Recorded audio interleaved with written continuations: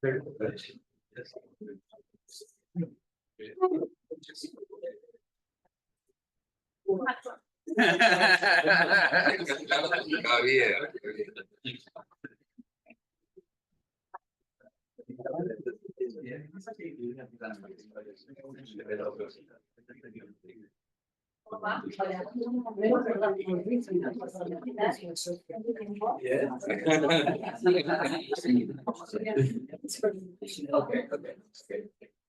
But you're right.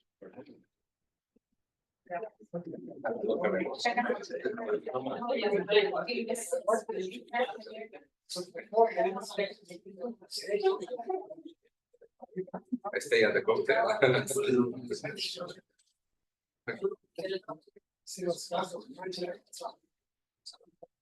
Okay. Which is the most important thing.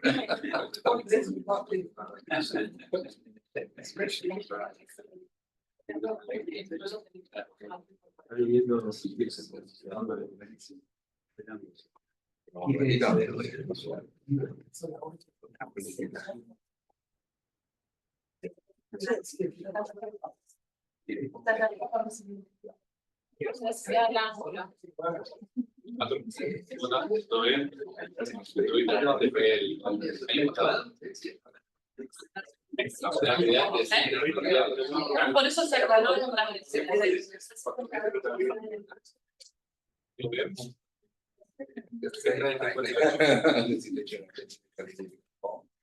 and your presentation is you know that. Yeah.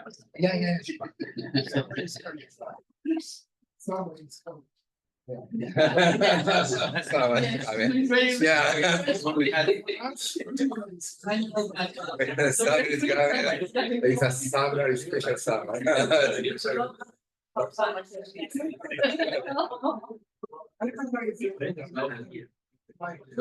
Weather. Degrees in summer. Very heat. -75.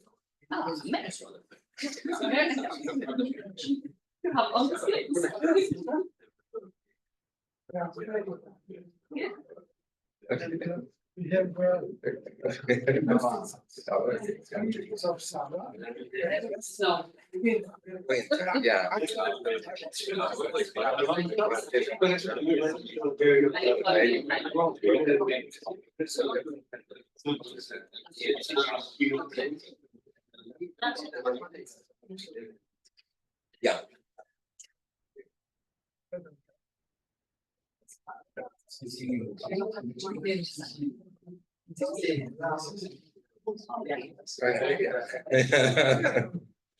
It's okay, it's fine.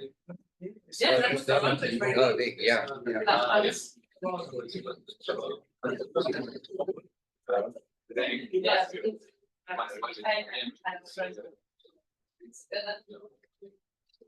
You say tolerance. Yeah.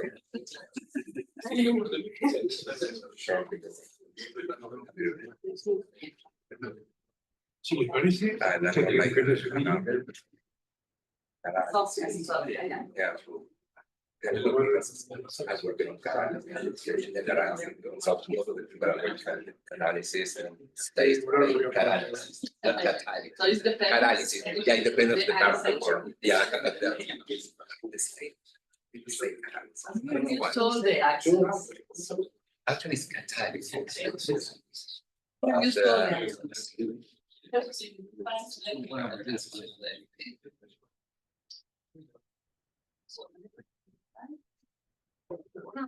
Es cierto. Tiene que estar demorado eso. E vuole prendere cioè le produzioni perché la sa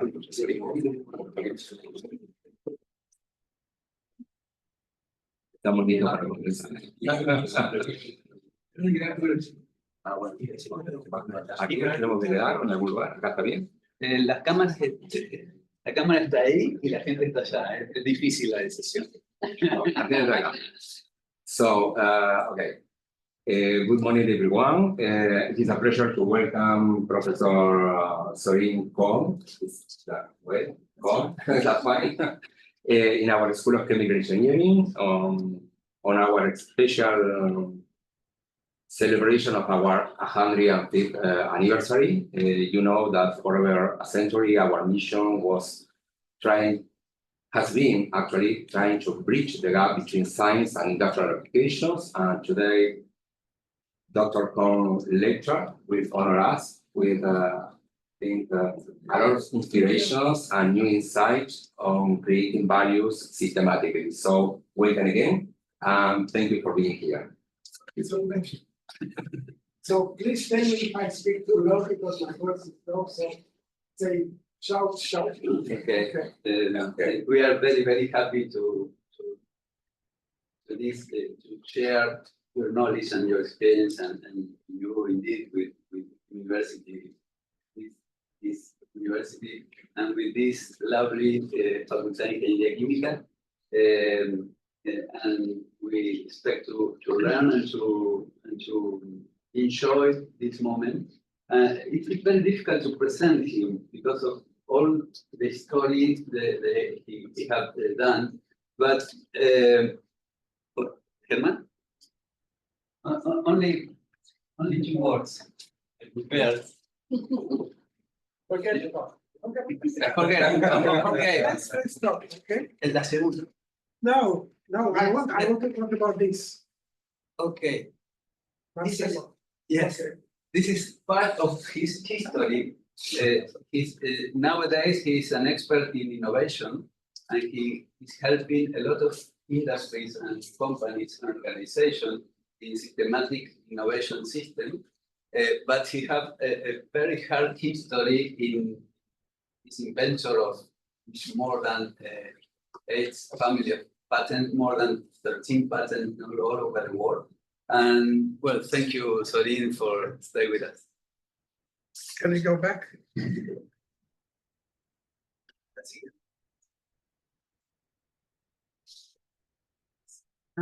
It's okay.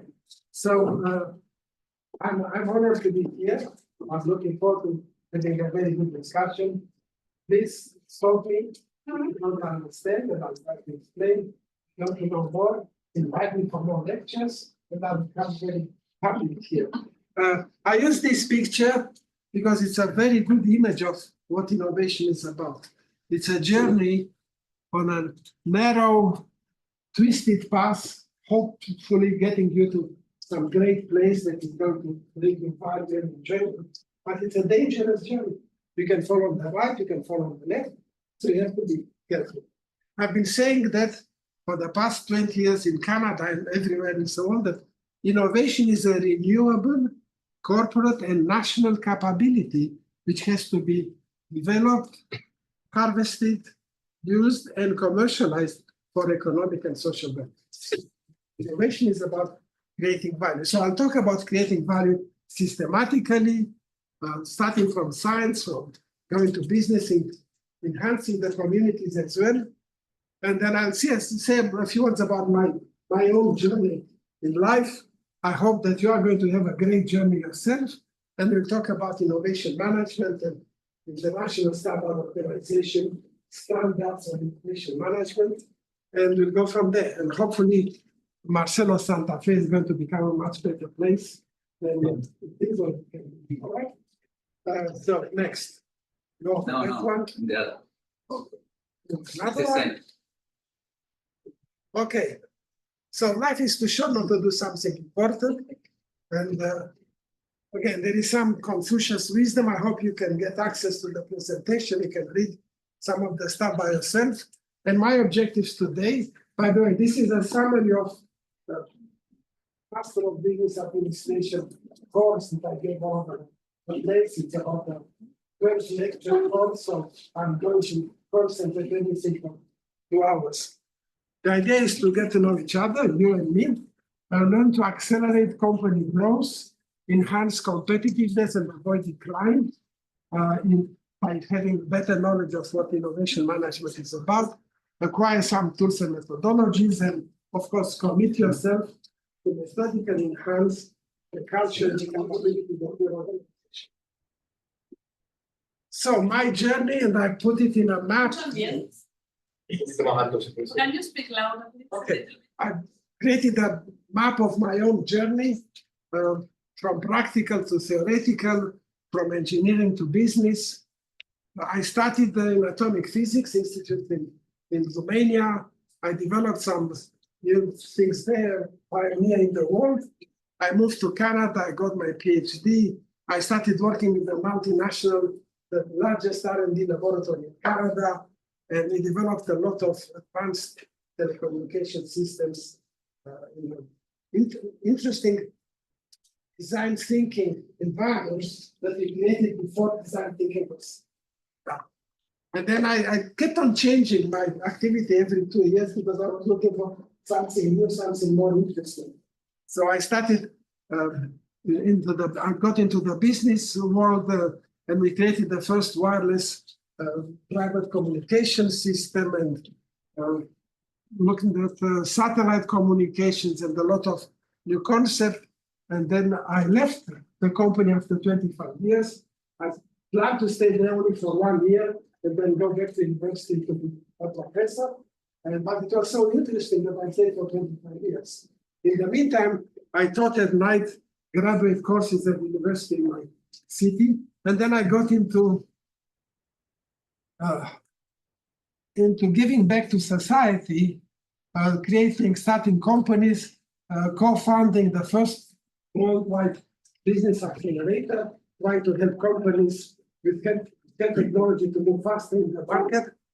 And then I got involved with the Startup Canada, the Association of Entrepreneurs in Canada. And eventually I became the chair of the board there, consulted with the federal government, worked on iCanada Alliance, trying to make Canadian communities be intelligent communities, competitive in the world.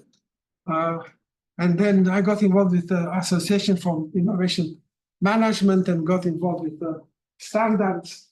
I hated being involved with standards in the past. A lot of talk, and not much, but I saw that I had enough knowledge now to share and make it of value. And I've been teaching for the past 20 years on innovation management and business management. Okay, that's about me. Now about you. So you can be in a corporation and you know the picture of the squirrel and the stuff, or you can try to create a startup and pushing it up the stuff. It's tough in both of environments. Okay? But if you know yourself, if you know the environment, if you have the methodology and the skills, you can be very successful. Okay? Yeah, all right, next. So I want to make it clear the difference between an innovator and an entrepreneur. Okay, the entrepreneur is the person who organizes and manages an enterprise by the business or social at considerable initiative and risk. An innovator is a person who introduces something new, makes changes in something that is already established, okay? And a great innovative interpreter is somewhere the combination of them. Okay? Because there could be so-so innovators, there could be so-so entrepreneurs. So basically an entrepreneur is a producer, wants to get results. An innovator is a visionary focused on the novelty value, okay? So usually a startup team, and I'll talk later about this, there are 4 basic personalities: the producer, the visionary, I call it the administrator, and the friendly guy. To start a company, you need a producer. The visionary starts idea, the producer has to deliver, but you need the administrator, you need the friendly guy to make the company really successful. And if you unbalance the executive team, you start declining. Okay? All right. So usually in my lectures, I try to capture questions from the industry that one should think about. And there are hundreds of questions. As an example, how can we become the company that would put us out of business? Because if you don't think like that, your competition is going to put you out of business. So you have to be prepared for not allowing that to happen. What one word do we want to own in the minds of our customers, employees, and partners? How can you define yourself in a very basic and significant way? And so on. Okay? What do we stand for? What are we against? Okay? Very, very important questions that is going to drive you through life. Okay? Okay, so let's talk a little bit about innovation myths and realities. And for about 6 years, I was in charge of the Conference Board of Canada, which is the largest think tank in Canada. Canada was always complaining that we don't innovate very well. And the idea was the government and the conference board, the academia and big companies decided to create a center for business innovation to search, try to understand why Canada doesn't innovate. So I was in charge of the innovation management and metrics, somebody else was in charge of innovation investments, innovation capabilities, and so on. So read that and think about it because that's very true. Okay, next.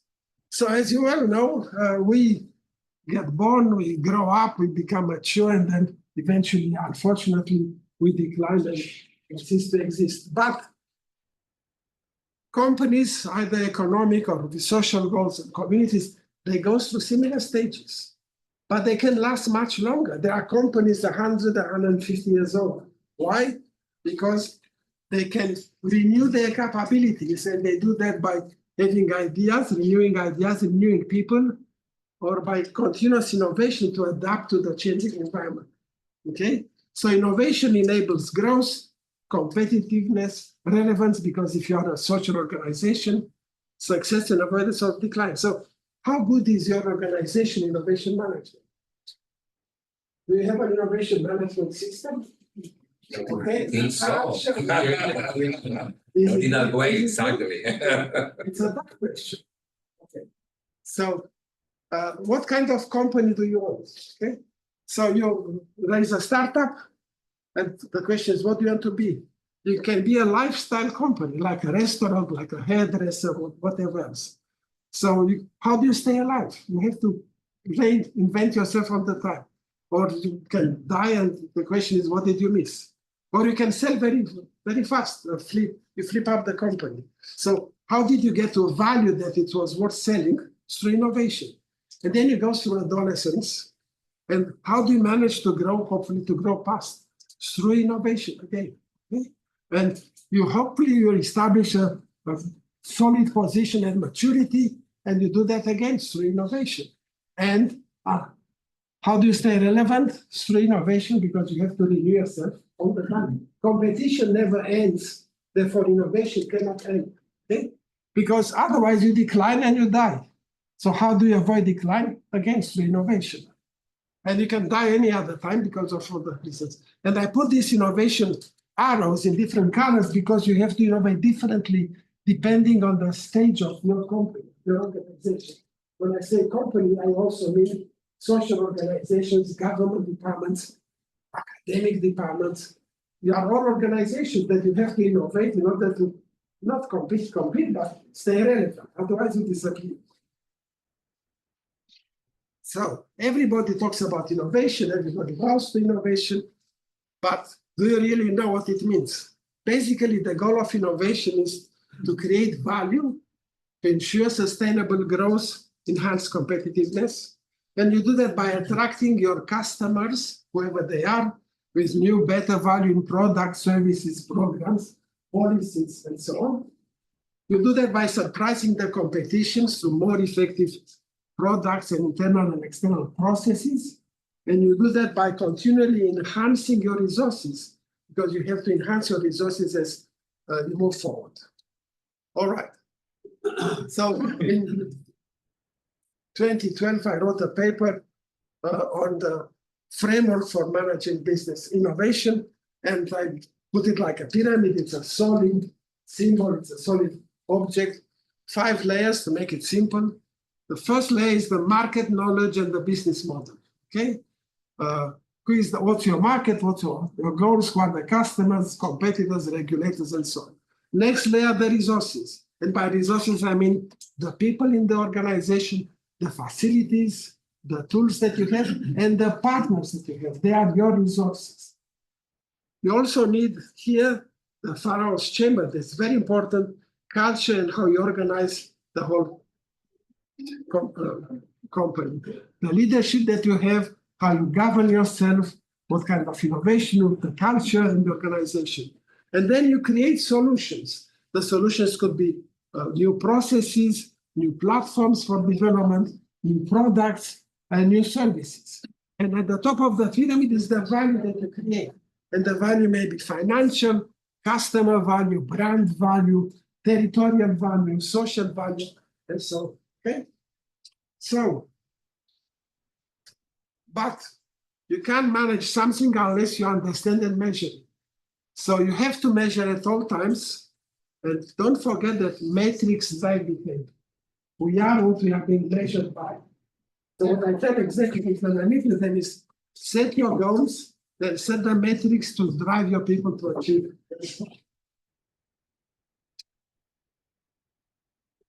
So the Conference Board of Canada came to a great conclusion saying that despite the usual demands for more money, everybody complains there is not enough money.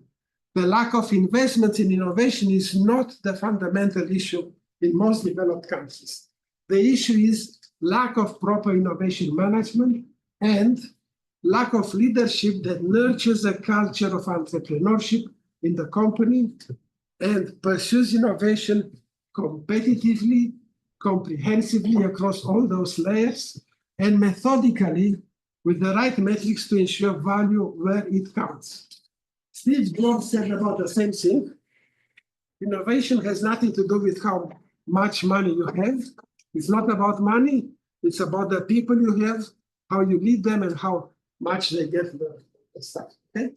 And basically, my question has been for the past 20 years, how do we bring innovation management knowledge to the people that matter? People in industry, people in governments, and people in academia. Because you are creating the new generation of people. So, innovation, the conclusion was that innovation is more a matter of culture than technology, more a matter of culture than processes. Okay? Culture is technology.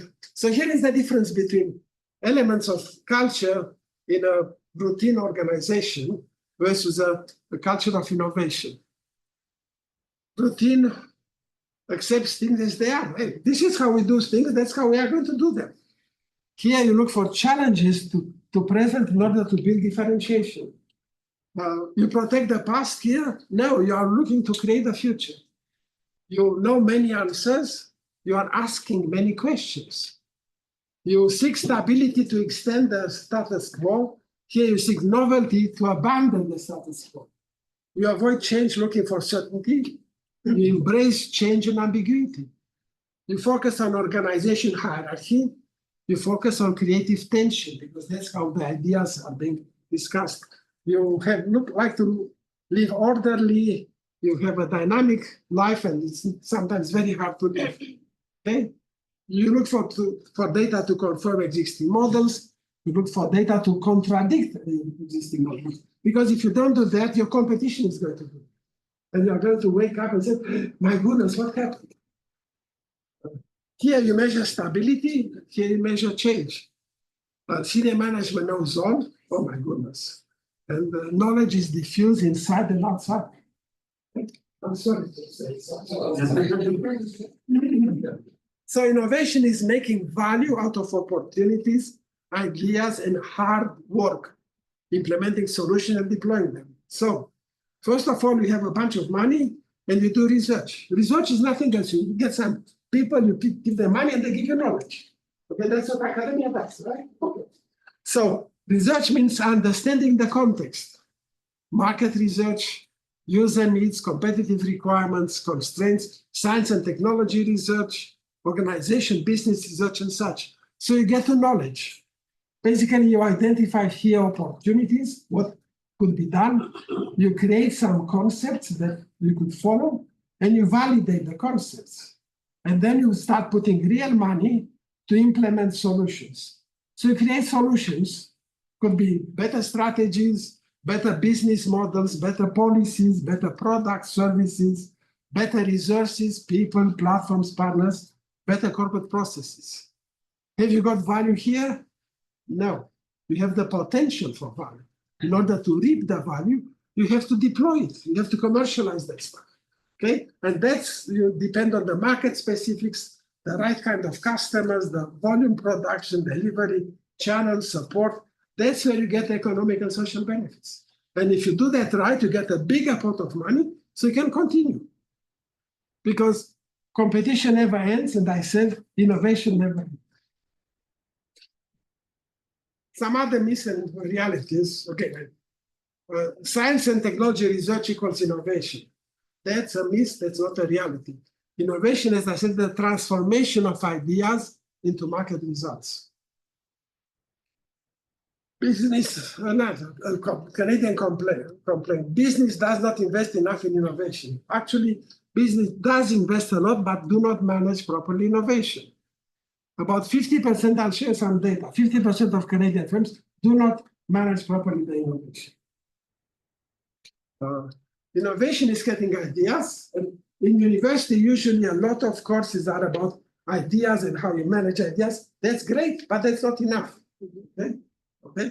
So innovation is hard, structured work to reap market benefits. Okay, and I'll share that Canadian companies don't do enough of them. And innovation results are proportional to investment, and that is true, but only if and only if you manage the investments properly. Just throwing money doesn't help really. All right. So do you have an innovation management system? That was I did a big survey in Canada. I sending questions to about 30,000 CEOs and big executives in all of Canada, all industry segments and so on, and about 1,000 plus responded. So the question is, do you have a corporate-wide process? The other one is innovation is not a priority in my company. So about 30%, 35% of companies said, yes, we do have a corporate innovation process. About 10% said, and about 50% said, really, we don't. And then I asked them at the same time about their performance over the past 5 years. I could not ask them numbers. Ask them generic questions, 5 levels. 5-year compound annual growth rate is much better, neutral, worse, much worse. Profitability and market cap growth. And this was the response, the average response. The 0 line is the average of the entire set of companies. Companies that have an innovation management process did much better than the average, about 30% better. Companies that did not have an innovation management process did much worse. And that is the problem, okay? Another myth, I said that the results are proportional to investments. So I asked them about how much they invest in innovation. Not by money, I asked them by money, but more important is time. Okay? Because when asked about money, people think about R&D. But in England, for instance, they demonstrated that investment in innovation, R&D is about 40% of actual investments. The rest in anything else that is very important to actually achieving innovation. So investment in time, because time is money, less than 2% in corporate investment in time, people did very bad. I mean, people, the companies. Moderate investments, they did okay. The surprise was that companies that invested a lot, more than 7% of their time in innovation, actually did worse than these companies. So I scratched my head and said, how can I explain that? So I said, okay, and this was 60% of the respondents. So let's split that group into the group that manages innovation with a system versus the group that does not manage. And look at the results. Companies that invest a lot in innovation and do manage it properly did excellent. Companies that invest a lot but do not manage it did bad. Actually, they did worse than these ones. Why? Because they wasted time and money. And I lived through that in my big national company. Things about excellence, things about this, things about that. It was digression. Okay. Do you trust and respect your people when it comes to innovation? So ask them, at what level of the organization do you make decisions about innovation? All decisions are made at the executive level. Most of them, the most innovation ideas come at the bottom, from bottom up, and there is a mixed top down and bottom up. Which one do you think did best? Okay. So again, the same kind of stuff. Lower level decisions and management, they did better than the average. Top down was excellent. Executive only decisions worse than the average. Okay? Because executives think that they know everything, and sometimes they don't, and sometimes they take the company down. Companies decline and die because of the executives. I have never seen a company decline and die because the workers were not good. Okay? It's the leadership that counts. I'm sorry to say. I'm not sorry. I used to. So, Piercing. top down means that you as the executive, you define the strategies, you plan for them, you resource for them, you execute them, you evaluate, you adjust. But at the same time, you nurture a culture of entrepreneurship, you embrace ideas, you adopt the right ones, you coordinate them, and you reward the people. That's as simple as that. Very simple common sense. Okay, so about innovation strategies, business models. So it's not a bad business model. So the best paper I saw on this issue was a paper from MIT, again in the 2012 year of good results.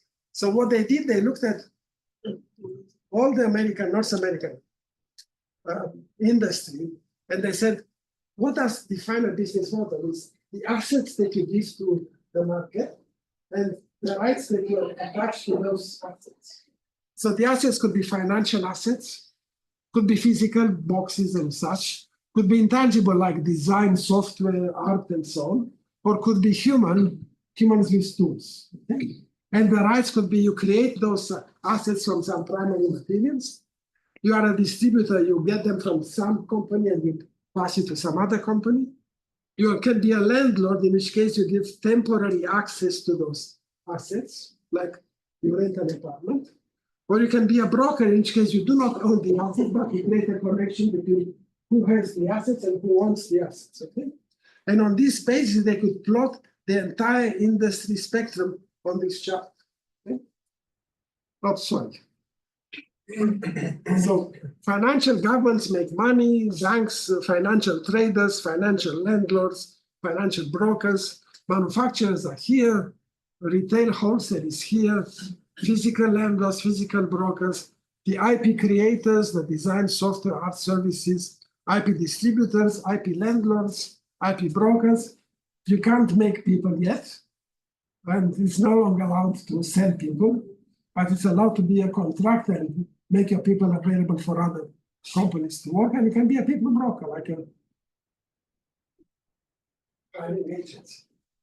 And it allows you to understand, and the company may have more than one business model, but one is primary and the other secondary. I have lots of chats about that. It was a whole 3-hour lecture on this stuff. Think about FedEx. Did FedEx come with a new technology? No, they came with a new business model. Did Apple? Apple started as a manufacturer of Macintoshes and such. They really started to become huge when they came up with the Apple Store and the Apple Music. When they became a broker of content. And then they moved from there. Google started as a broker. They had a search engine. It's a brokerage service, okay? But then they got into Android and lots of other things. And the more you have complementary business models, the stronger you are competitive. Because it's difficult to follow through. I don't know if I don't think you are old enough to know about digital equipment corporation. Okay? Nobody knows about it. They were the dominant company in mini computers. And they said, nobody wants a computer on their table. And where are they now? No. Kodak said their main business model was Kodak paper. And where is Kodak now? And don't forget that Kodak was the first to come with digital cameras. Kodak was the first to come with digital network in order to connect the pictures to people. But the idea was to put printing machines in corner stores so people can go and print their pictures because their business model was the paper. Okay? And you know where Kodak is? It's gone. My own company, Nortel Networks, became the largest manufacturer of telecommunications equipment. And they are gone. Why? Because they still try to sell boxes, and I kept on telling them that it's the software and the service that's much important. IBM was, like DEC, the largest manufacturer of mainframe computers. And where are they today? Oh, they are great. Why? Because they spent $2 billion in about 4 years to make a change from being a manufacturer of hard boxes to becoming a provider of intelligent solutions. And they are fine, they are excellent. They are still manufacturing hard boxes, but that's a secondary business model, not a primary business model. So think about what is your primary business model, and think about secondary, and think about how you can make them complementary so they reinforce each other. And they are much more difficult to be copied by the competition. Okay, 3-hour lecture finished. Do you have an appropriate mix of innovation strategies? And again, the same paper, another paper in 2012, and from Booz and Company. There are 3 basic innovation strategies. Technology-driven, you are interested in exploiting technology to make your products faster, better, cheaper. User needs-driven, you are interested in new ideas to serve customers. Or territory-driven, you are interested in expanding your market to other territories. Okay? Basically, this is thinking inside the box, how you can make your box better. This is thinking outside the box, what other box can you give to the market? And this is thinking about the box, where else can I take my box? And Booz and Company, on that analysis, they came to the idea that companies with unsupportive cultures and poor strategic alignment significantly underperform their competitors. Culture eats you for lunch. And they came to the conclusion, analyzing the big global companies, that user needs driven to better in general. Okay? And that alignment of culture with business goals and innovation strategy is more important than additional R&D. Okay? I did the same study in Canada, and for Canada, the best companies were the territorial-driven companies. Why? Because the Canadian market is small. I mean, it's the second largest country, but it's only 35 million people, half Argentina. Okay? So you need to export in order to really become a global company. So you have to be very careful about that. Again, a company has more than one innovation strategy, and you have to manage properly how you are driving that company on that basis. But another way to look at innovation is to look at upstream versus downstream innovation. So upstream means innovation in the building, design, development, supply, production. Okay, it's corporate-related issues, how to manage the cost, how to scale, how to product control, and so on. Downstream is how you deliver to the market, how you sell your product, services, how you support your customers. Okay, it's client-related issues. So think about how customer values and how do they purchase, how do they use, and what else do they need. Okay, so upstream is about reducing cost, very much technology exploitation driven. Okay? This one is more customer, more value per customer, new types of customers, mostly looking at user needs and territory expansion. Okay? So what is the winning strategy? As in a football game, we need good products to enter the game, we need good players, we need better products to stay in the game, you have to train them all the time, and you have better customer handling to win the game. Okay? It is a game. It's a lovely game. So let's talk about innovation management. And I like to put cartoons like that. What if we don't change anything and something magical happens? Nothing magical. Okay. And George Bernard Shaw was a famous writer, said, the reasonable man adapts himself to the world, man or woman. The unreasonable one persists in trying to adapt the world to himself. Therefore, all progress depends on the unreasonable man. Have you thought about that? Try to be less reasonable. Very special. All right. Change drives everything, and things change all the time around us. So there is change, that creates a challenge, and you have to find a solution. That's what the leadership, the management is supposed to do. Okay, funding and implementing solutions to challenges. The solution should be effective, I mean that they do what they are supposed to do, efficient in the sense that they do it without costing an arm and a leg. They have to be ethical and they have to be timely. Okay, and there are two aspects. So that's another 3-hour lecture. The decision chain, and there is the doing chain. Here you need balanced personalities, team, and the proper knowledge, proper criteria to make decisions. Here you need adequate resources and processes to undertake and deliver on what you have to do. Okay. So think about innovation. There is a fundamental cognitive jump. Many individuals think of innovation as a linear process, idea, you implement it, and then you exploit it. That's okay. As an individual, you can think about it. But as an executive, as an entrepreneur, you have to think of innovation in the context of the entire market, okay?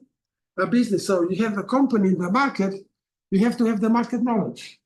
Why are you there? What do you want to do there? Who is supposed to do whatever? Where are you going to do it in the market? To whom are you doing it? When should you be doing it? And how you should be doing it? I call those the 7 W questions. You can't do things by yourself, so you surround yourself by other people, you create an organization. You need to have the right resources, the right organization structure, the culture, the processes. The same 7 W questions apply. Now, technology and production, even if you are not a technology company, you use technology and the same 7 W questions apply. Solutions, the product portfolio, the service portfolio, same 7 W questions. When you get into the business, the same 7 W questions. So it's a comprehensive look at innovation in the entire context. Okay?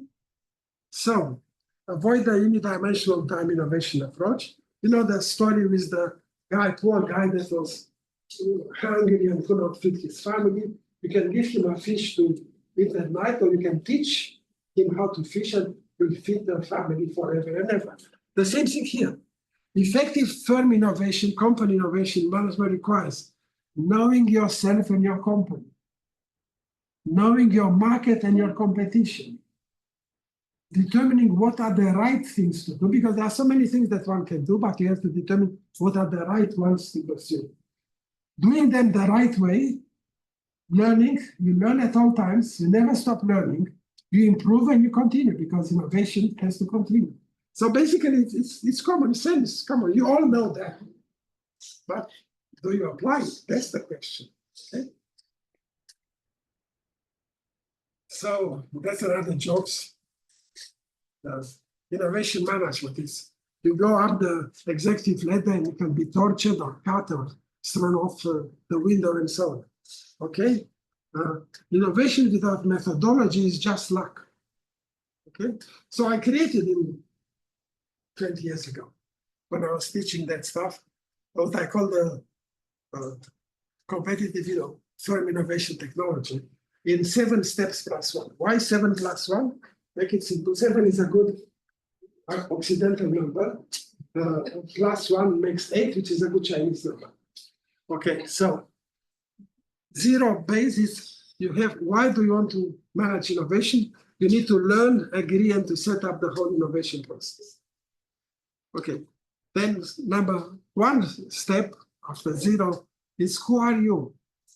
What is your leadership? Is your vision? What are your goals? What is your will to compete? Who are your people and how are you managing them and so on? Okay? Knowing yourself, knowing your company. Number 2 is where are you in the market? Okay? What is your business model? What are your competitive imperatives? Who is your competition? Who regulates you? How can you do better? Number 3 is which one of the many things that you can do are you going to select to do them? Because you have to, not only to select, you need to fund them, you need to get the right resources, you need to manage them properly. Okay? Sorry, number 4 is how are you going to do them? Okay? You need to plan and organize, hopefully in a portfolio that you can manage as a portfolio of your investments. Okay? Number 5 is we go and do execute each project, each innovation by itself, and you also execute the portfolio as a whole. And from time to time, you ask yourself the question, what have been my results? You evaluate each project, evaluate the portfolio, you adjust, you make changes, some things die, something you have to grow and make bigger. You learn, you improve, and you continue. And at all times, you ask again, who are we? What is our culture? How can I nurture a culture that is more innovative and more effective in its activity? Okay? So the first 3 stages are deciding what are the right things to do. The next 3 stages are doing them the right way, with the right processes. But you need both sides. Making sure that you know what you are doing and you're doing it the right stuff, and then making sure that you are doing them the right way. So coming back to International Standards Organization realized that besides technical standards, which is how people can combine their products to work together, it's important to look at management standards. So there have been a series of management standards, project management, quality management. ISO 9001 is the most used standard, and you see what Boeing is doing with the innovation management in the 2013 and eventually sustainable management and such. Okay. So when I ask executives how are innovation processes managed in your organization, they make that sense. So can innovation be standardized? No, you cannot standardize innovation, but you can standardize the process of managing it. Not the innovation, the process, okay?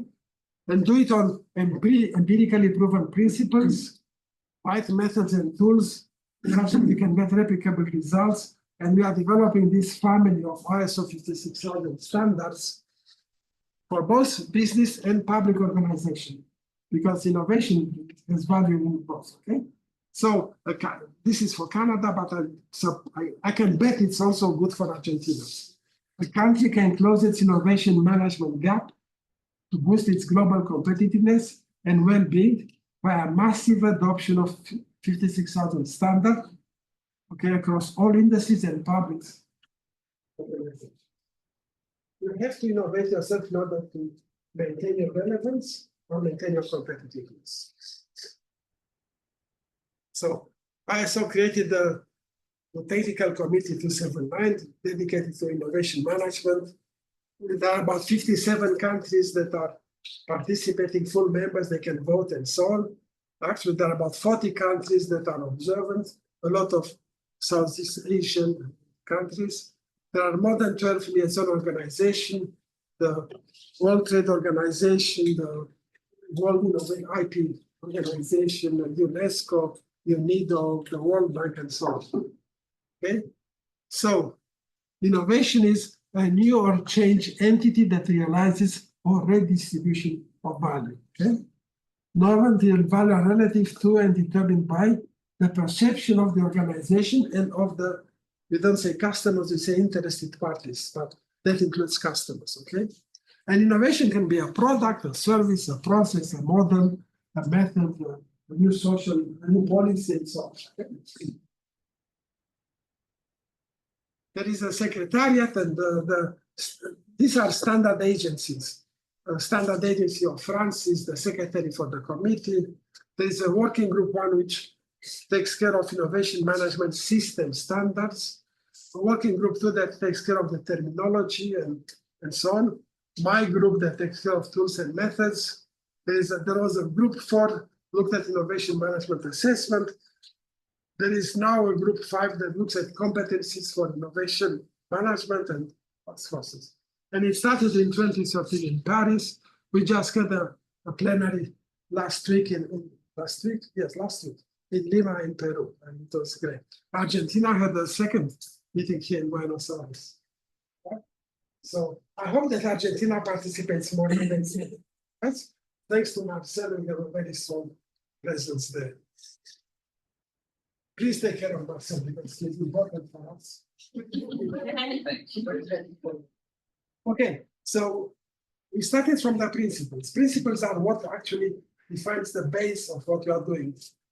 Innovation management principles, realization of value. You have to create value. Just having a nice piece of paper doesn't mean anything. Okay? You have to have leaders that are focused on the future, not on the past, not on the present, but thinking about the future. You have to have a strategic direction, you know where you are going, and base that on proper knowledge. Oh, strategic intelligence. Interesting. Okay. You need to have the right culture. I told you that innovation is more about culture than anything else. You have to exploit insights. You have some ideas, but you need to exploit them and to firm them in order to really proceed properly. You need to manage uncertainty because you are going into the unknown. Quality is about the present. You know everything and know how to make it better. Innovation, how? What's going to happen in the future? You have to manage uncertainty. And there are risks. You can invest a lot of money and get up nothing. Okay? So you have to be very careful with the investment. You have to monitor, measure it at all times to make sure that you are moving in the right direction than otherwise. You have to be adaptable and you have to have a system approach. So the benefits of having an innovation management system are good ones. Higher ability to manage uncertainty, increased value, economic or social, and increased competitiveness and relevance, lower cost and lower waste, thanks to increased resource effectiveness, efficiency, improved sustainability and resilience, higher customers and stakeholder satisfaction, sustained renewal of portfolio of solutions for the market, more engaged and empower people. And I showed you that it's your people that count. Okay? Better ability to attract partners and funding. And we expect that, as it happened with the ISO 9000, big companies are going to demand to their suppliers, show me that you have a quality process so I can trust you to supply me with a quality product. Same thing with innovation. Big companies work with lots of small companies, and they invest in the small companies. Show me that you know how to manage my investments. Otherwise, why should I work with you? I work with somebody else. Governments, usually all over the world, they put lots of money into the industry, especially large companies, especially small companies. They try to get more startups and such, and they put money into companies. Hey, show me that you know how to manage the investments. Otherwise, why should I give you the money? So we expect that more and more such standards are going to be used as a way to see if the company is worth investing in that company. Okay? You understand? Thank you. Okay. Once again, innovation is more a matter of culture than technology or budget. Technology is very important, but to really make value out of the technology, we have to understand where to go with that. So the first standard was ISO 56002, was published in 2019. Like all standards in ISO, there is a clause 1, clause 0 introduction, which is publicly available. A scope is the clause 1, which defines for whom and why that is good. A clause of references and terms and definitions that are specific to the standard. And then come the really meaty clauses, sections. Clause 4 is about the context of the organization, the strategic intelligence about who you are, as I mentioned, the internal understanding of the company, and as well as the external understanding. Without that, you are blind, you are lost. You don't know where you are, you don't know where you are going. And then clause number 5 is about leadership, how you create a vision, how you create a policy, how you manage the culture, and so on. Clause 6 is about planning, what are your objectives, your strategy, your plan in order to achieve innovation. Clause 7 is about support, your resources, your competencies, your strategic intelligence, your awareness, your intellectual property, your tools and methods of communication, and so on. Clause 8 is about operation. Okay, so there are 5 defined phases of innovation, okay? And they are not linear. We can go back and forth and so on. First, you have to identify the opportunities. What could I do? What should I do? Okay? Then, based on those, you create concepts. Aha! So I'm going to do that. Is that a good concept? I'm going to work here like that. More people working. And finally create a concept. Do you rush into the market? No. You try to validate the concept. That's another lecture. How you create and validate concepts. Okay? You try. maybe you try in the lab, you try in the market a little bit, and then you develop the real solutions. That's what the big investment is. Once you have the solution, you deploy it. No university that I know talks much about that. And it's where most startups die. Okay? They don't die because they can't make a product. They die because they can't sell a product in time. So deployment is very, very, very critical. And it's not just sales. It's trying to understand who are potential customers, how do you reach them, how do you explain your product to them, the value of the product, how to work with them, and so on. That's absolutely critical, but it's not considered to be academic enough. Sorry, that's not good enough. And then the standard continues, how do you assess the management system and how do you improve the management, the management system, all right? It applies both to private business or not-for-profit as well as for public organizations. Yes, did you want to ask? Nobody wants to ask any questions. Okay.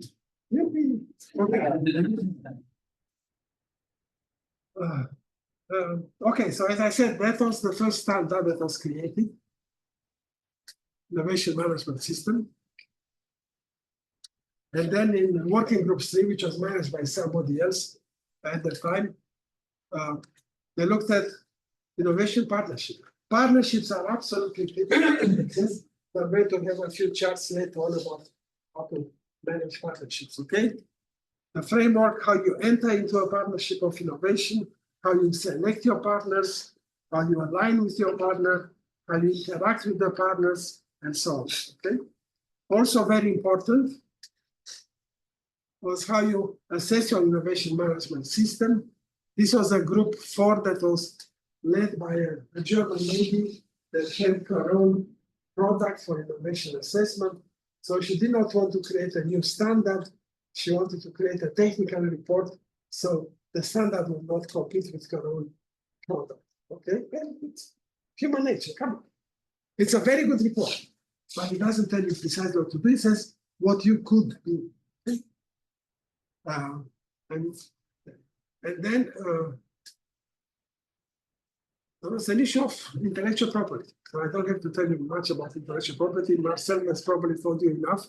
This was driven by the Chinese. And for the Chinese, for all the reasons, IP is most important. Intellectual property, patents. And they drove it, and it's, in my opinion, it's quite a good standard. Some people may say that it's not perfect, and nothing in life is perfect. It talks about the framework for innovation management. What is your IP strategy? How you manage your IP in the innovation process through all those phases of innovation, and very interesting appendices and data about how to do things. There was also a standard on strategic intelligence, was managed by somebody from Spain. The fundamentals, the cycle, how you disseminate the intelligence, and so on.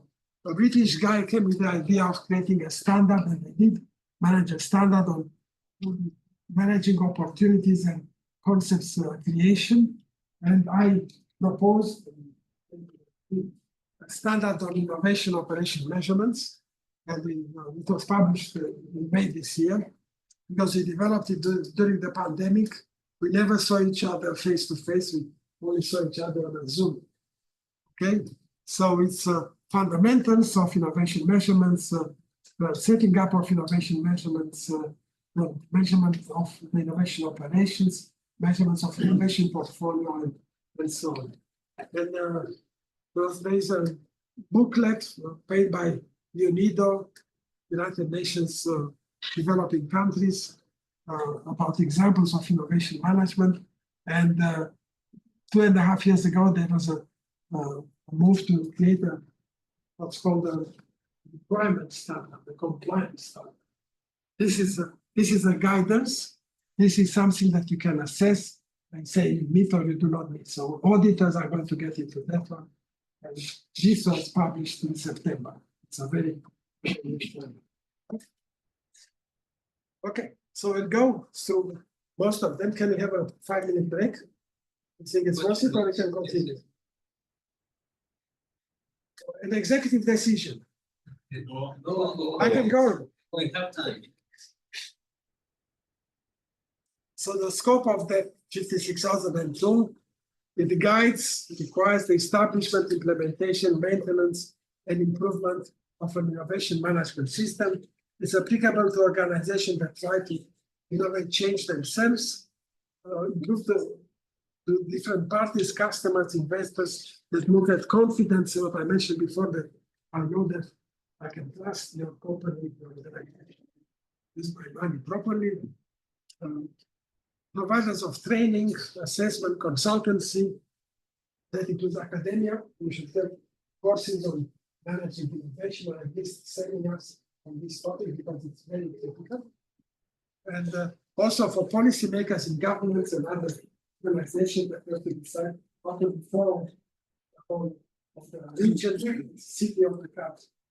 So it's beneficial for all types of organizations, all types of innovations, and all types of approaches.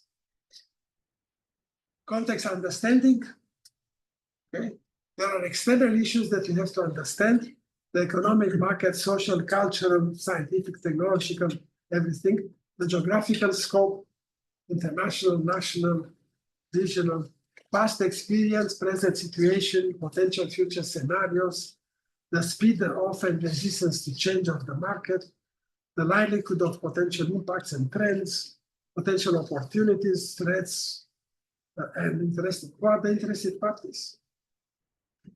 Whom am I thinking for when I'm trying to drive this organization?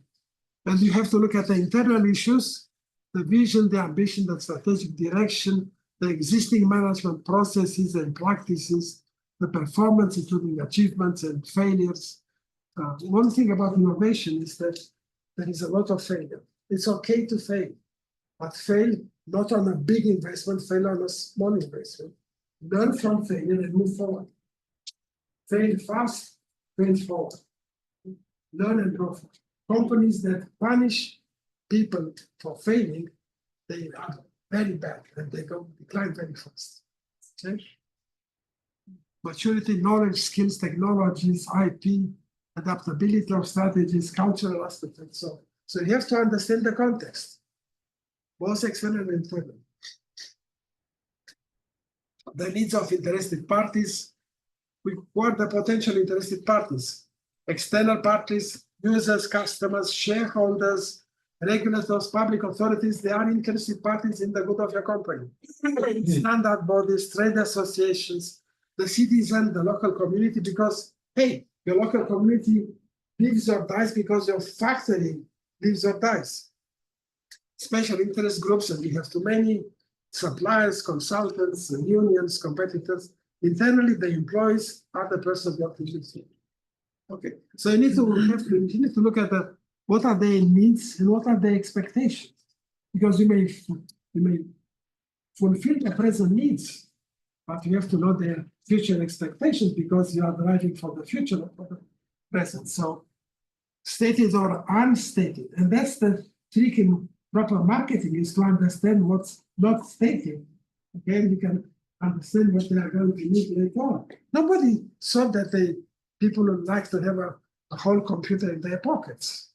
It was unstated, but people who understood that more interesting.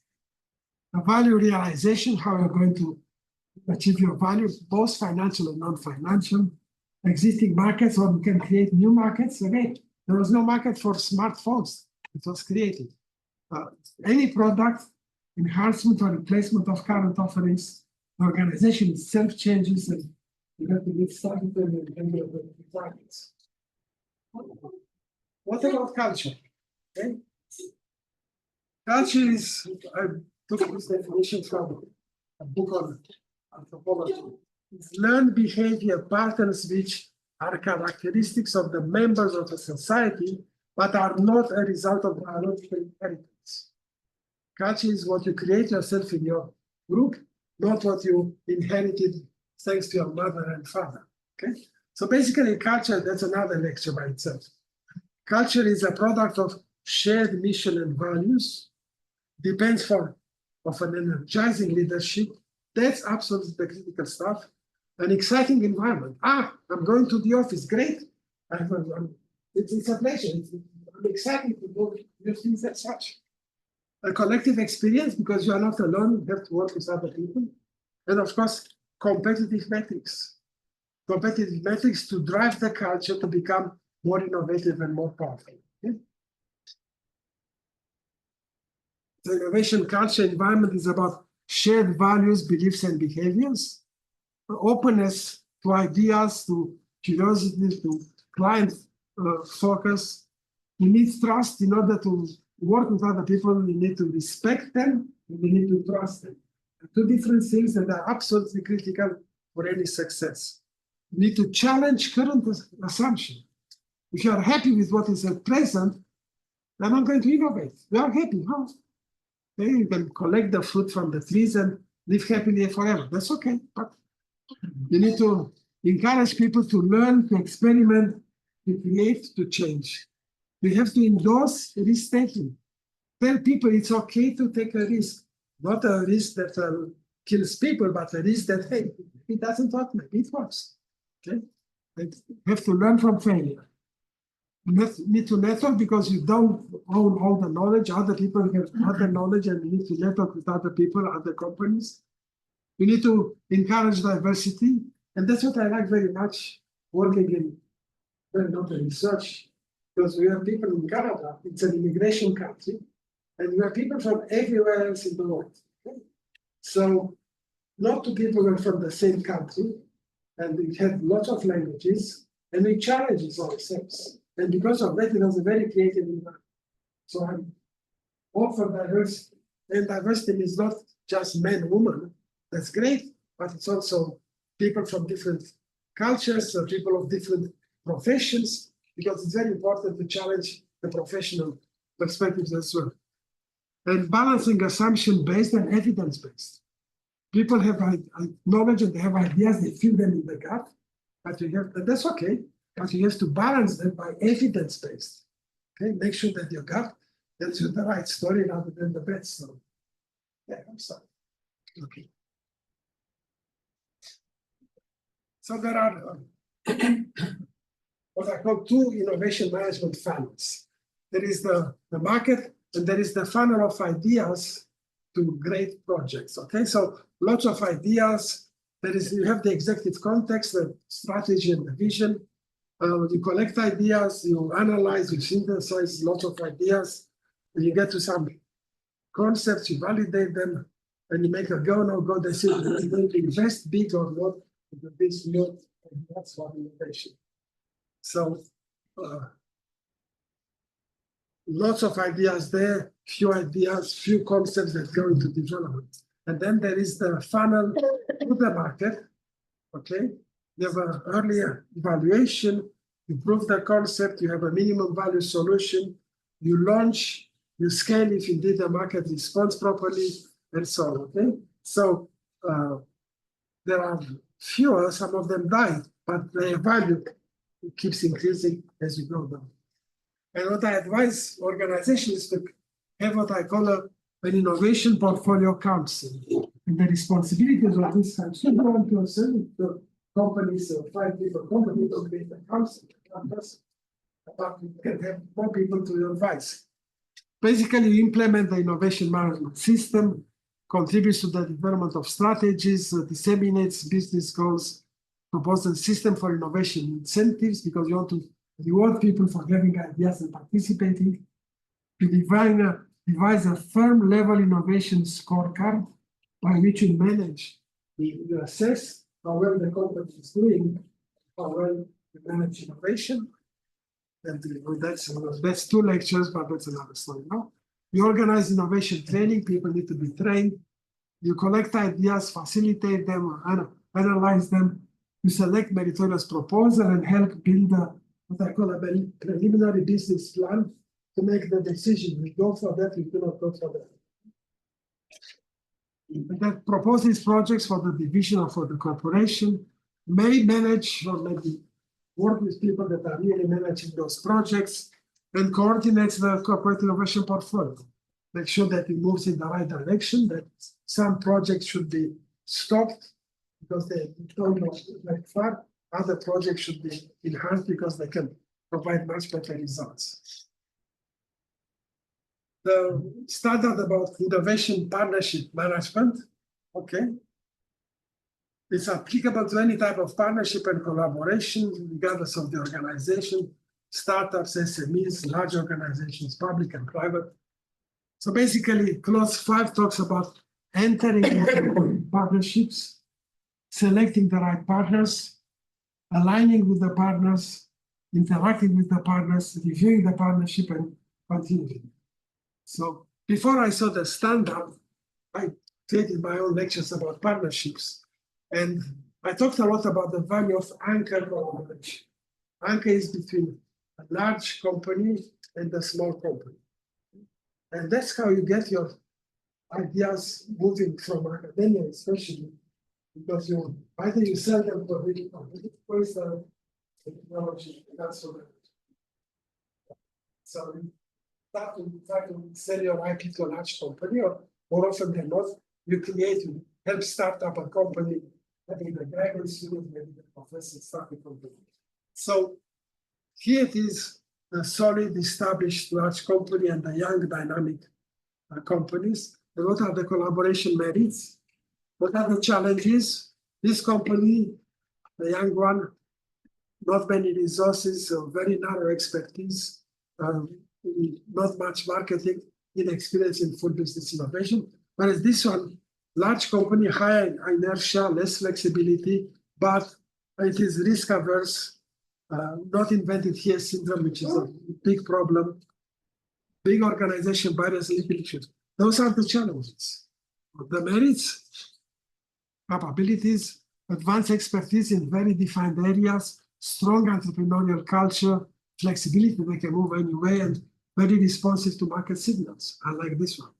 But this one has great pool of resources, diversified portfolio, great R&D capabilities, strong IP protection, they have the lawyers and such, effective channels for commercialization, regulatory and compliance expertise. So I hope it's not a secret. Told me that some of the inventions that came from faculty here, great inventions, fantastic potential, but for them to be successful, you need to partner with the right partners. Absolutely essential. Okay? Better to have 50% of what could be done than not having anything because you can't make it. So there are forms of collaboration, okay? Complexity low to high, risk low to high. So no complexity you procure. You are a big organization, you buy the whatever you get from here, technology. Or you directly invest in the small company and you can get the results. Higher complexity, the anchor collaboration I mentioned, or the strategic joint venture. So we can enjoy. The anchoring process, you scout, you prepare, you partner, you deliver. Okay? A young dynamic company, they have to have their goals, they have to scout for attractive anchors, directly or via networks. They have to search for discontinuities themselves and who are the companies that may bring new technology, new ideas to the market. You ensure that you are ready for partnering because you may not be ready and it's very dangerous. You make sure that there is cultural affinity. Because if you get involved with a large, unmoving company that has a fine culture, the Northern, my old company, purchased about 100 companies, young companies. And then 5 years afterwards, they wrote off $1 billion of investment. Because they didn't know how to handle the small companies. They killed the small companies. And you don't want to be killed. Okay? Get a short list of potential partners. The same thing here. Ensure that you are ready to absorb the other small company, that you have the cultural affinity, and you have a short list of potential. Then you have to negotiate to agree on common goals. Okay? Define the collaboration principles, the processes, including how you balance the power between the small and the big. What are the performance metrics? How are you going to resolve conflicts? And how are you going to exit and share the success? Too many partnerships, why? Because they are successful, but they don't know how to how to exit, how to use that success. And then, of course, you have to deliver. Okay? You have to manage the business plan execution, evaluate and adjust because things are not staying they should be. Okay. So IP, intellectual property, and I had a long discussion with my wife the other night. She has been a patent analyzer after being a chief engineer, mechanical engineer, and so on. And she kept on saying, intellectual property is innovation. I said, no. Okay? There are two different ideas. Intellectual property has potential value, but it doesn't have to be realizable. Okay? It should not be a perpetuum mobile, but it doesn't mean that you will do anything with that. Innovation is something that really goes to the market and you do something with that. They are complementary and they are very important to each other. So you have to have an IP strategy in your company. You have to do a landscaping, understand what IP is available there, what is good for you, what is bad for you, what you develop, okay? Have a roadmap, okay? You create IP in the innovation process. And you have to start doing it from the beginning. When you have ideas, you can say, oh my goodness, this idea may have IP potential. Maybe it should be protected. You can patent it, you can do it as a trade, but you can do it as a trade secret, whichever. But you have to think about protecting it and taking advantage of it later on. Or you may say, hey, I need this to get my total solution. I need to acquire IP because I cannot create it. It's already there. How do I acquire it? And then there is a clause on the IP portfolio because it enhances your competitive advantages. And then there is a section about IP commercialization. How do you make value of your IP portfolio? So again, an example of a big company which I left in 24 years. So it went bankrupt about 2005 or 2006, the largest company in Canada, and it was the largest global telecom provider. And they had been very powerful divisions that were like those large companies, inflexible and not willing to change and so on. And that's why the company died. It died because the culture changed badly. So they had to sell it. And all those big divisions that had billions and billions of revenues were selling at most for $200, $300 million. When it came to the IP portfolio, people were asked, I had an interview on Canadian broadcasting. And I said, oh, it's going to be huge. How can you say that? The divisions were selling for $200, $300 million. It sold for $7 billion. Right? There was a consortium of big companies that wanted to get access to that portfolio. So IP is very, very valuable. Okay? So you need to know how to realize the value of your IP, either because you put it in your products and you sell them, or because you stop other companies from competing with you, or because you sell the IP for other companies to take advantage. And then there is IP risk management, because there's a lot of risk there. And that's about it. It's a very good standard. I mean, I like it very much. Other people say, no, you have to make it better. Yes, of course, there is space to make better. Start with this one and then go forward. All right. Okay. Innovation operation measurement. As I told you, metrics, you are what you measure. We are what we can be measured by. You know that the joke with the 6 blind people that were asked to define what they faced when we're touching an elephant, and each one says something different, right? So basically, when you look at measurements, question first is, why do you measure? Okay. Second question, what are you going to measure? We call those things indicators. Could be strategies, activities, could be effects and outcomes, could be processes, could be capabilities. The next question is, how are you going to measure? And use metrics. Metrics are the formula, whatever, the ways by which you measure an indicator. They can be quantitative or qualitative. We always want numbers because that's easier to handle, but sometimes, especially in social environments, human beings, you can't measure, I can't measure a human being. Ask questions, qualitative, and define the qualitative. So there are very important qualitative metrics that usually you define by answers to some important questions. Okay? It's important to know who does the measurement and how they are doing it. And then most important is how to act on them. Just doing a measurement is half the story. The other story is, hey, what does it tell me? How do I act on them? And also very important is when to change the methods. Because we humans are very good at playing games, and we know that you are being measured by these things, and we adapt ourselves to that, make sure that people think that we are playing fine. So a good leadership changes the metrics from time to time, so people do not get too accustomed to the perspective. So the value is quite common sense.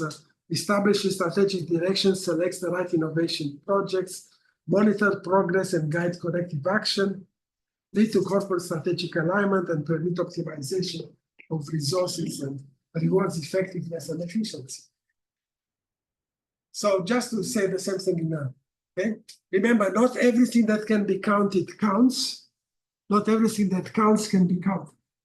It's a play on words, but it's an important play on words.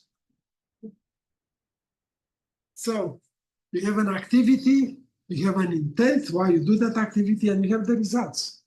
So what you measure are indicators. They could be economic, social, environmental. Here you ask questions about, am I prepared? Am I well prepared to get into that activity? Here you ask questions about, are we progressing efficiently and effectively in that activity? And here you ask questions, hey, what were my outputs? What were my results? Were they sufficient? Were they good or not? Okay. How you measure by metrics, and you have input metrics, activity metrics, output and outcomes metrics. So it's an analysis. The measurement allows you to make a decision based on some facts. So are we prepared for the right things? Are we satisfied by progress? Are we ready for the next stage? Okay. So if the answer is yes, you learn and you proceed with some necessary adjustments. If the answer is no, you learn and abandon, or you learn and you go back and redo and remeasure. Again, it's common sense. I'm not telling you anything that you don't really know, but I'm trying to put it together here, okay? So I told you before, one can't manage what one does not measure, and metrics drive behavior. So what gets measured is what gets done. People know that they are being measured, they are going to do whatever they are supposed to do. And what gets done is what should get rewarded. So measurements are very important to decide who should be rewarded and so on. Okay? I have lots of chats about it. So innovation operation measurements is to know the uncertainties, to ask the right questions. Okay? Because you measure in order to reduce the uncertainties and reduce the risk. You have to identify the right questions, the right indicators. You have to measure innovation as a combination of art and science, because it's how you feel about the subject you can ask the right question. Okay. Very important. No two companies are the same. Don't blindly copy metrics from another company. You are unique as a company. You are unique as an individual. Don't try to make yourself a copy of somebody else. Okay. You need to cover all relevant aspects of the innovation project or portfolio, input capabilities, outputs, processes, and so on. So you have to choose the right indicators and metrics to inspire towards specific goals and behaviors. Choose the metrics that will make people be better for something that really matters, not just pass an exam.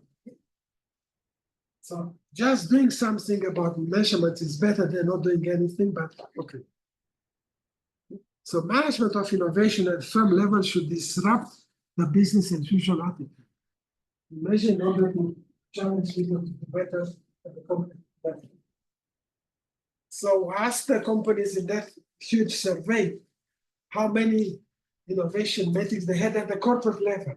And about 40% said, oh, none. And there are big companies and small companies. And 6% said 1, 2 thoughts, 3, and so on, and they went down. And a lot of these were CEOs that said, I have no idea. bad, very bad. Because it's up to the CEO to define the future of the company. And if they don't know how to manage the future, why are they the CEO? Okay, so again, I asked the same questions about performance, 5 levels of performance. And here is the better one was the compound annual growth rate. So companies with low innovation metric were below the average. Companies with one innovation metric at the corporate level actually were worse than the other one because the metric may have been misleading. Okay? Companies with 2 or 3 did better, and the best were about 6 to 10 innovation metrics at the corporate level. They did about 38% better than the average. Look at that difference, more than 50%. If you have too many metrics, it's create too much troubles and conflict.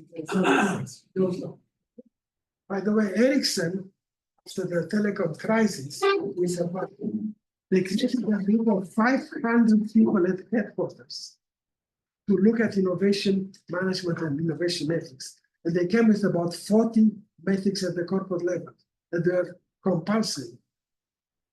Now they have only 12. But they needed to do that in order to change the culture of the company.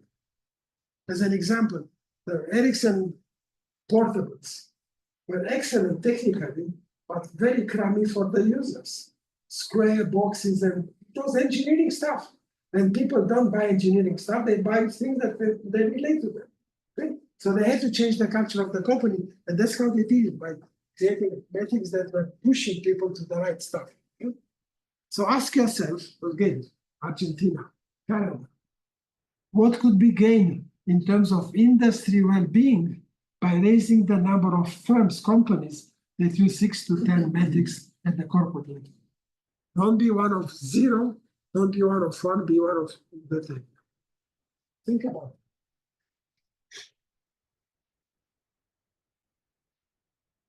So about the processes, I mentioned the phases in identify, create, validate, develop, deploy solutions. The same thing, of preparation, activities, outputs, same questions, and I'm not going to go into that. So we come to the portfolio. And I had big arguments in ISO about, and I lost, because I call managing the portfolio as a fundamental innovation management operation. A lot of the people come from quality process and such, and for them is a matter of planning, how you plan a portfolio. And then you have another strategic plan, and then you plan another portfolio. And I kept on telling them that's bullshit, because things are in innovation rather than quality, things are changing very fast.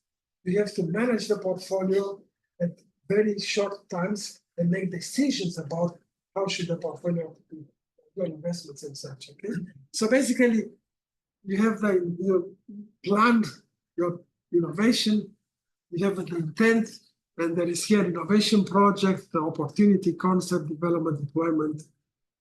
There was one that did not validate itself, and so on. So you have a portfolio of such things, and hopefully the value of the portfolio is much higher than the value of individual projects. And you have to have measurements for each of these projects. So the project leader should have his or her measurements, style, and so on, make sure that the project is going well. There is a portfolio manager who has to look at, is the portfolio overall going well or not? So those measurements are related to the timing of the project. These measurements of the portfolio are done according to the corporate times, okay? So we do them at fixed times.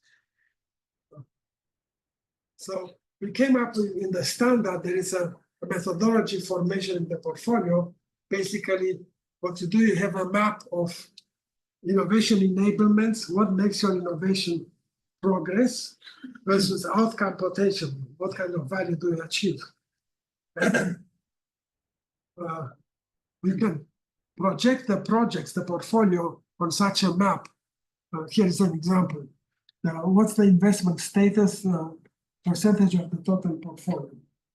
What's the horizon? Because some innovations are for are immediate, some are in the next year, some are in 5 years. Okay, so I put them there by color. Opportunity potential, you must have some criteria to judge the potential of each project, and you judge each project by those 5, 6, 7 criteria of opportunity, and you have some criteria for how well they evolve, they progress, and you judge that project by how well it is enabled to achieve success at the right time. And then you can plot that here. Okay. So the portfolio had an outcome potential of 54%. Enablement was about 59%. Here is the good projects. That's the size of the investment. That's the timing of the investment. So these are good, okay, rewarding. Boost them if you can. These are disappointing. They move well, but they don't have great potential. Okay? So you're trying to see if you can move them up here. These ones are needy.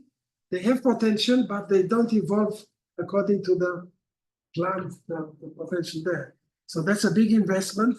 It's a short-term investment, but again, it needs to be able to move here. And these are debatable if you should keep them.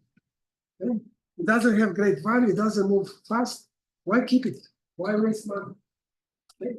So the management of the portfolio is absolutely critical when I was managing a portfolio for our company. So I know how important it is. Okay. Now a little bit about entrepreneurial mistake. You have another half an hour? He told me 2 hours. Don't tell me no. Yeah. Well, we are at 50, have another 15 chance. Okay. Talk about necessary and sufficient resources, okay? We all have faced this problem. This is a major project of great importance, but it has no budget, no guidelines, no support, and go and be successful. Okay? So,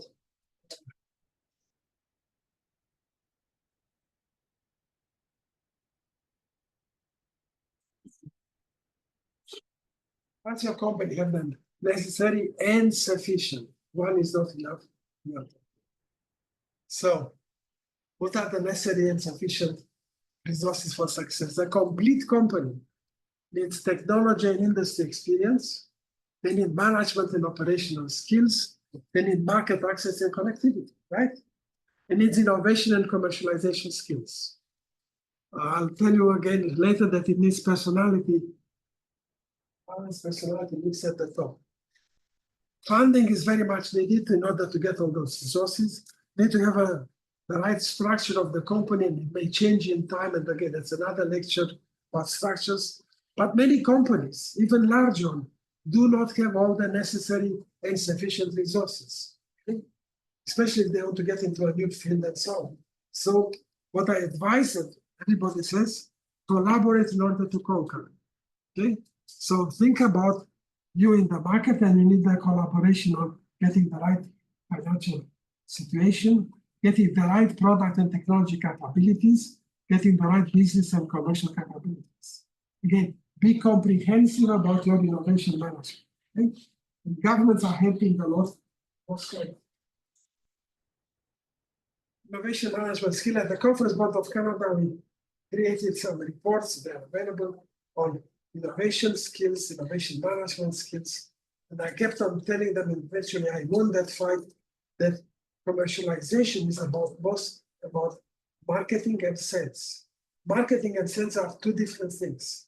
For marketing, you have to learn from the market or convince the market. For sales, to negotiate. And that's a different skill for negotiation.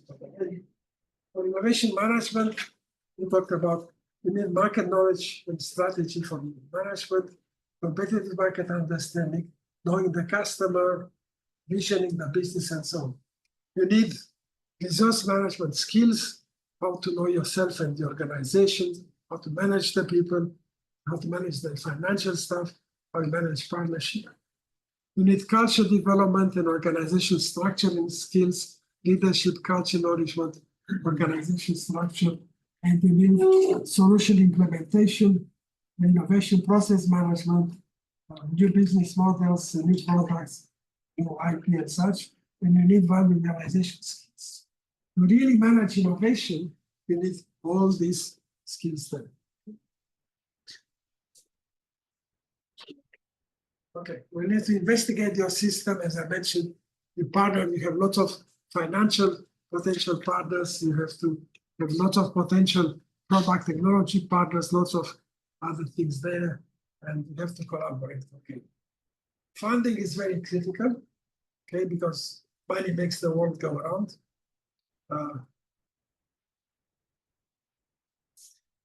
Remember that investors care mostly about after-tax risk and such.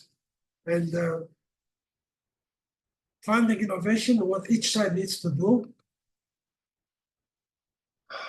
The startup, the innovators, they must learn to speak the language of investors. Because you go begging for money, you need to speak properly so that they understand what those internal investors in your own company or external investors. You need to certify expected value and time when the value is going to be achieved. If you promise them the bag of gold, but in 100 years, you know how they are going to respond. Okay, they risk the investment with actual data, factual data. They have to prove entrepreneurial spirits. My son is a big investor, manages a few $billion fund in New York. And mostly they look at the people, not the data. And so they look at how these people good or not. The market size, regulatory requirements, sometimes you have a great idea, you have a great new patent, but you go into countries that will not allow you to sell in that country. So yeah, aware of that. If you know the customers, you know how to operate and how to reduce the cost and know how much it sells there. So basically, you have to show investors that there is a clear optional exit strategy. They can make their money. Just telling them that you can be great, but they lose their money, that's not good. Okay. On the other hand, investors must try to understand innovators better. Okay. And they are not easy to understand. They must become better discovering value innovations or valuable innovators. They should be what I call smart money. Okay. Some of the big companies were so successful because they had investors who helped them achieve, not only give you money and forget about you, they help them get partnerships, get the right markets, work on the regulations and such. So that's what's called smart money. Okay? And investors must have patience. Sometimes it takes longer than otherwise. Okay. Structure of organization, proper support. It's a whole lecture then, because again, you can have a hierarchical organization, you can have an R&D and production, you can have a multi-structured stuff, you can have projects that are hybrid management, and it's creative, but lots of problems, people problems, and so on. Management and leadership. Please do not be a boss, be a leader. That shows the difference between a boss and a leader. So ask yourself, what kind of managers are you? Because you are all managers, so you are going to be managers. Okay, you can be a laissez-faire manager, a personal drive, but no substantial methodology. You can be a transactional manager, short-term success, but you don't think about the future. And you can be a transformational manager, long-term reward, but it's risky. Okay, you consider individuals, you are open to challenges and debate, you inspire motivation in your people, you provide accountability, you empower the people, and that's how you get to success. I mentioned personalities. As I mentioned, the 4 basic personalities: the producer, the analyzer, the visionary, the friend. And they all have characteristics interesting one. Busy, results-oriented, direct, decisive. This is detail-oriented. They like data, they like facts, they are very thorough. The visionary is all ideas, persuasive, big picture. And this is a cooperative guy, loyal, dependable, but indecisive. Okay? Initially, I was very much of that. In the course of my evolution, I got a lot of that, and I had to accept some of this, and I hope that I'm that as well. Everybody has a mixture of personalities, but some are strong, some are less strong. Fears not getting things done. The guy fears chaos. This fears not being appreciated for their ideas, and the other one doesn't like conflict. They like and appreciate getting results, organized, people in control, winning approval, being nice. Weaknesses becomes a bottleneck because trying to do everything, control everything. In paralysis because they are waiting for more data and more data. This guy takes too many risks. The other one is wishy-washy. And perspective of others thinks about this one. There's an obstacle. The visionaries are unfocused. The other guy is a dawdling guy. Nobody likes the other guy. Okay? But the reality is that to really get into a successful company, we have to have a balance at the top, to have a balance in making decisions. So a friend of mine created this chart, and he's teaching a lot of what he calls practical business management, and it's very good. Okay, team results depend on clear mandate with empowerment, necessary knowledge, emotional intelligence, personality, balance, trust, respect. The personality determines what drives people pursue, the role they adopt, and how people interact among themselves. Okay. There was an example analysis of financial team. 70% were results oriented, 10% was innovative, 50% of process data oriented, 23% was relationship builders. There was low drive, no innovation solutions.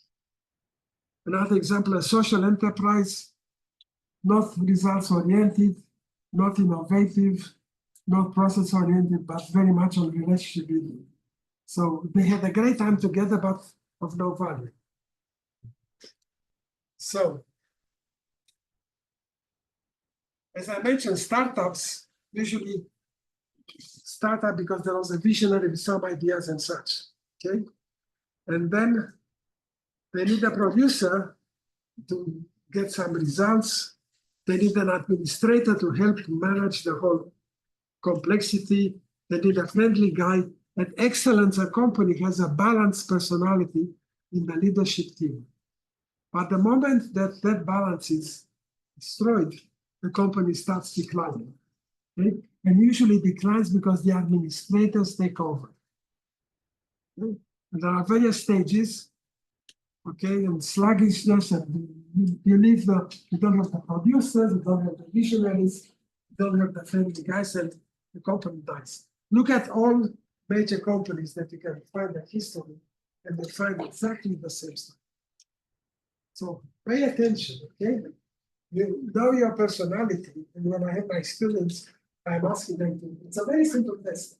You get an idea of your personality, and then if you want to create a management team, don't look for people like you, look for people that can complement you and make you better together. There are other ways to, yeah. So another question is, how do you diagnose a company? Okay, because as we need all medical diagnosis to become healthy, and the better a company defines the diagnosis of the innovation capabilities. One tool can't do it. I don't like benchmarking because you can't benchmark the company by what some other companies doing. Don't compare apples and potatoes. Okay, you have to know yourself and your enemy. So, and again, remember, it's an old universal proverb. A fish rots from the head down. A fish rots from the head down. Leadership, companies live and die by their leadership. Okay, so you need to fix leadership issues and diagnose and guide innovation management. I created a tool, which I think it's a great tool. But it's comprehensive, it's easy to use, and it can be used by companies and consultants to enhance corporate innovation, looks at enhancing better investments. Governments can use it to understand what's going on in the industry and so on. So I'm not going to go into that one. It's another lecture, or we can talk about that one. But basically, it's a tool to, it's asking questions of the leadership individually. For them to tell me, tell the tool, how they think about innovation management. And then you can draw conclusion that, hey, they know nothing about it. They don't understand what culture is about. They don't have a process and so on. So why do companies innovate less? Narrow-minded or just stupid CEOs, lifestyle perception that change is not necessary. They don't see competition, are too aware of the risk and the cost of innovation. They focus on stability rather than long term. They don't measure what is essential. They don't persuade their shareholders of innovation. Okay, I have here some charts about intelligent communities because Marcel told me that Santa Fe is a good example of intelligent communities are very innovative. And I was involved in the iCanada Alliance, which was looking at creating intelligent communities in Canada. Basically, a community is another organization. It's a social organization, and it has to adapt to a changing world. So it is defined by the people and their creativity, by the knowledge and vision of the community, by the connectivity, how people work together, by the innovation economy in the community, by the enabling infrastructure, transportation, financial, and everything else, and by the service that it provides. So basically, intelligence, social will, and purposeful action, and the measurements are the key ingredients for the successful. And I created a tool, intelligent community assessment, to help communities understand better their situation. Again, that's another lecture. So the frameworks think about a sustainable smart community. It has to have social cohesion. It has to have care about health and safety for the people and the companies in the community. It has to have great working environment, great learning environment, good schools, good universities. Has to allow for good play. People need entertainment. They need to live a healthy life. And of course, they need to live well. So community-centered innovation looks at environment innovation, governance innovation, the infrastructure innovation, the community model, the people innovation, the services innovation, and there is business innovation. So he talked a lot about business innovation. I have the tool for looking at that. And I created this tool for the community understanding. You can do quantitative data analysis, and lots of people do that. I created a tool that looks at qualitative stakeholder assessment.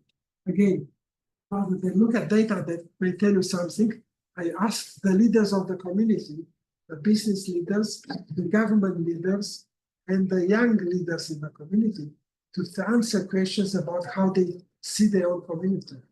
And the amazing results. Okay?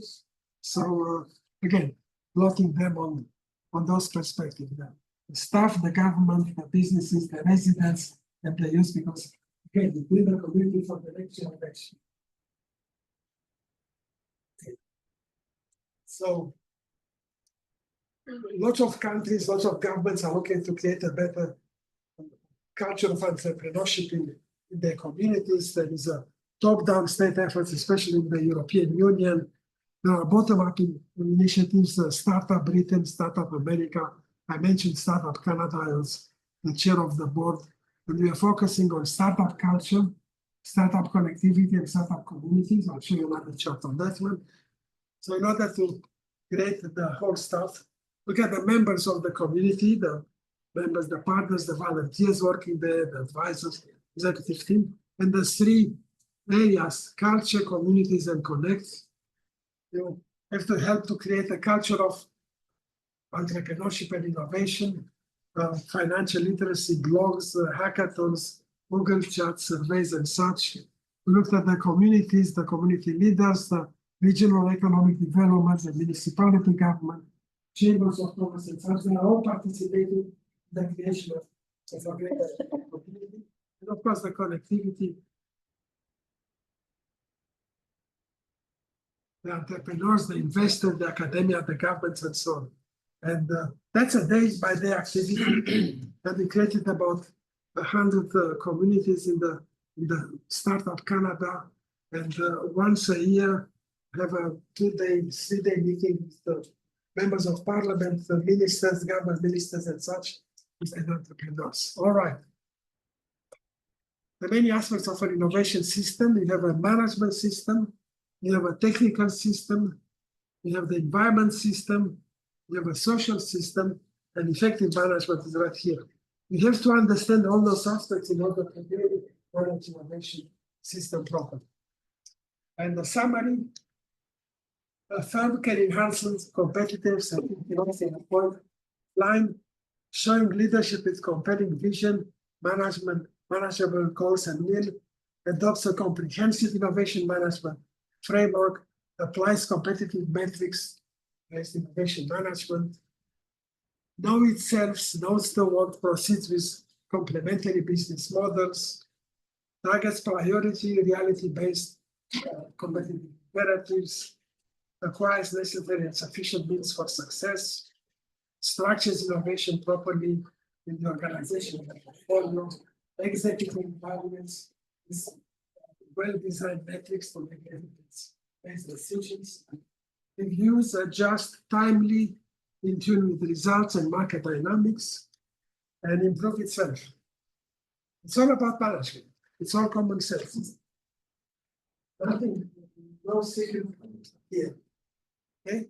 And in summary, to upgrade your performance, you have to address innovation comprehensively, and I give you the framework for addressing innovation. You have to consider innovation competitive, and I didn't talk about that, but there is a map of the firm's position in terms of business, market knowledge, corporate culture, technology, products, and how we. This is the average of Canadian companies, and it's great in tech here products, good in some technology, but it's very weak in some others. And I presented that was about 50 years ago, the Ministry of Finance, and the minister said, we should not invest in such companies. I said, that's exactly the companies which we are investing in. Politics. We have to keep on training, iteratively with relevant hands-on experience. And we have to manage innovation methodically as an investment portfolio, and I explained to you the processes to do there. I like to what I call team of two training, because when you have two people in the team, they talk among each other and you can understand better how they think and how they do stuff. And you have to watch out for leadership misalignments. Each leader in his or her own perspective have a certain idea about the company, and they may differ, and it's good for them to differ, but it's bad for them to be misaligned in what they are doing afterwards, because they create confusion and drive the company in opposite direction. And if you do all of that, you get this. And that's my step.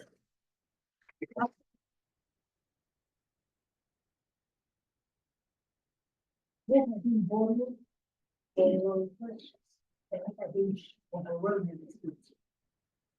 I have a couple of questions or commentary about some special issues that you mentioned in the middle of the presentation several times, I think. I was working in more than 1 year in Canada. I was working in Germany, and also in Mexico, and always related with the applied technology. And the problem is always the same. The relationship between the industry and the money coming from the government. So Why select the government all the time? eh? Go ahead. Okay. So, So in all the cases, the general processes to access this money is very, very complicated, and always the government creates some very innovative path to get the money, and all this process is very, very complicated for the people to the industry. So my concern is to ask you if you have some commentary in this point. Again, don't forget that. First of all, you need to train the government to know about innovation. most people in the government are low-level bureaucrats. They don't care about a company, they care about their function, how they can go higher in the management level and such. I have a very bad opinion about bureaucracies, okay? I left Romania because I couldn't stand the bureaucracy there, that in Canada, thinking that it's much different. Actually, human nature is the same. Yes. It's not the same. Yes. So some governments have some interesting policies for helping small companies or large companies to do. So I can give you examples. I wrote a report about that. I think it was 15 years ago. Looking at examples in different countries of different governments trying to develop new technology into business. Australia did very well until they changed the government, so they killed a good program. Lady in Canada started program, because the problem is that in Canada, but probably other countries, the government they think that innovation is about science and technology. You put a lot of money in universities to get new Products, get new research and such, but then they wonder that what are the results? They don't invest enough. They invest enough in technology. Yeah, levels. There is not enough investment in commercialization benefits. Sure, not sharp. So look at when you invest in a company, don't look at how good is the technology only. Also look at how good you can in terms of getting to the market in a good way. So a friend of mine, she became a friend. The minister in Canada created a program to help companies which were expecting. But lots of lawyers, lots of Canadian federal government was afraid that, oh, we can't do that, other countries are going to protest and so on. We can't put money in companies to sell better, we can put money in companies to invent better. Yeah. But invention is not enough, like you said. So this program was a very clever program to encourage companies to start to sell. So they had to have a product be of value to some government department. Be the aviation group or the railway group or I don't know what other group, and the government could pay money to the company to deliver a product or a service, but the department no cost to the department. So the department do not have to invest any money there. The department are supposed to do only a report of how good the technology was. Sorry, we need to leave the room. They need to for class. So I'm sorry, but We can talk a little bit. No problem. Any other questions? Thank you very much.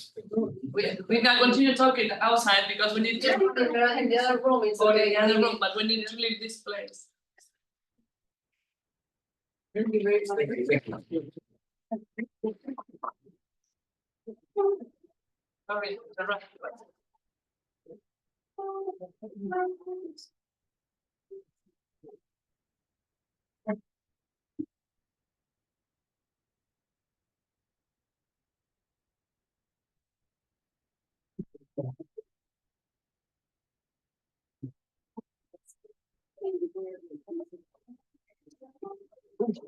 Goodbye.